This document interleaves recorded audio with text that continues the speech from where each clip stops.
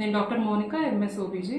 ఇక్కడ area hospital అషరాపేటలో 1 ఇయర్గా work చేస్తున్నాను as a గైనకాలజిస్ట్గా. నిన్న మా దగ్గరకు ఒక పేషెంట్ వచ్చారు. పేషెంట్ ఫస్ట్ బేబీ చనిపోయారు. దాని తర్వాత సెకండ్ బేబీకి ఇక్కడే ఎలాగైనా డెలివరీ చేయించుకోవాలని చెప్పి వచ్చారనమాట. మేము ముందుగానే ఎస్టిమేట్ చేసాము బేబీ 4.55 కేజీస్ ఉంటుంది అని.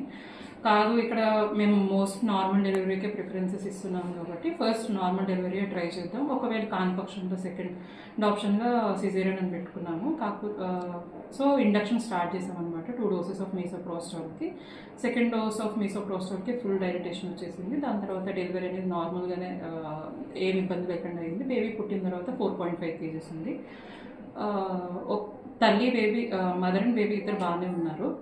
వాళ్ళ అక్క జాన్ 2న ఇక్కడే సిజేరియన్ సెక్షన్ చేసి డెలివరీ చేశాము. సో అదే భరోసాతో ఇక్కడికి మళ్ళీ వచ్చారు. ఈ సపోర్ట్ అంతా మేము ఏదంతా చేయగలుగుతున్నాము అని అంటే మా డీసీహెచ్ఎస్ సార్ డాక్టర్ రవిబాబు గారు, కలెక్టర్ సార్ డాక్టర్ రాధారుక్ని, మా సూపరింటెండెంట్, ఇంకా మా స్టాఫ్ అందరూ సపోర్ట్ చేయడం వల్ల నేను ఇదంతా చేయగలుగుతున్నాను.